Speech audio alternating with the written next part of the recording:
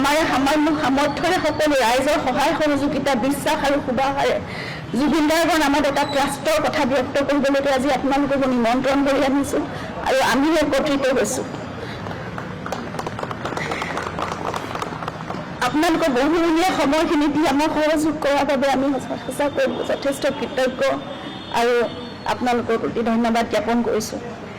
এই ট্ৰাষ্টটোৰ যোগেদি আমি জুবিনৰ আদৰ্শকে লৈ যেনেদৰে তেওঁ সামাজিক দিশত সাংস্কৃতিক দিশত বা এই ক্ষেত্ৰত জড়িত ব্যক্তিসকলৰ বাবে নতুন প্ৰজন্মৰ বাবে প্ৰকৃতি সংৰক্ষণৰ বাবে যিবোৰ কাম কৰিছে তেনেকুৱা দিশবোৰতে কিছুমান কাম আমাৰ সামৰ্থ্যৰে আমি কৰি যাবলৈ চেষ্টা কৰিম আৰু এই কামসমূহ পৰিচালনা কৰিবৰ বাবে আমাৰ খাৰঘুলি প্ৰপাৰ্টিটো আমি আগবঢ়াই দিবলৈ লৈছোঁ ট্ৰাষ্টৰ নামত।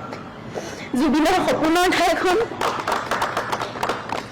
তেওঁৰ নামত হ'বলগীয়া সমাজৰ সংস্কৃতি আৰু তেওঁৰ উপাস্য প্ৰকৃতিৰ বাবে ভাল কামত ব্যৱহাৰ হওক, নিয়োজিত হওক, আমি সেয়াই আশা কৰিছোঁ।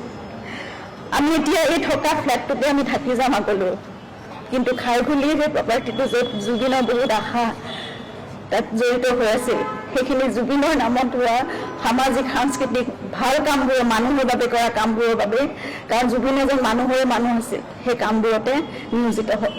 জুবিনে সদায় তেওঁক সেনাগন বুলি অভিহিত কৰা জুবিন ফেন ক্লাব থাকিব আমাৰ কামবোৰত সহায় কৰিবলৈ।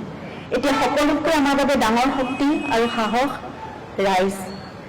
গতিকে আপোনালোকৰ মৰম, আশীৰ্বাদ, বিশ্বাস, সহায় সহযোগিতাৰে জুবিনৰ সপোনৰ কামবোৰ আমি নিশ্চয় আগুৱাই নিব পাৰিম বুলি আশা কৰিছোঁ। আৰু লগতে এটা গুৰুত্বপূৰ্ণ কথা আজি ক'ব বিচাৰিছোঁ।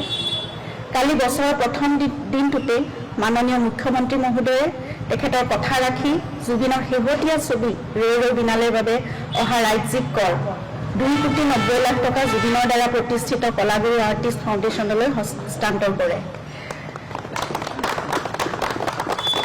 মাননীয় মুখ্যমন্ত্ৰী ডাঙৰীয়াৰ এই সিদ্ধান্তই আমাৰ এই সংকল্পক বাস্তৱায়িত কৰাৰ ক্ষেত্ৰত যথেষ্ট সহায় কৰিব।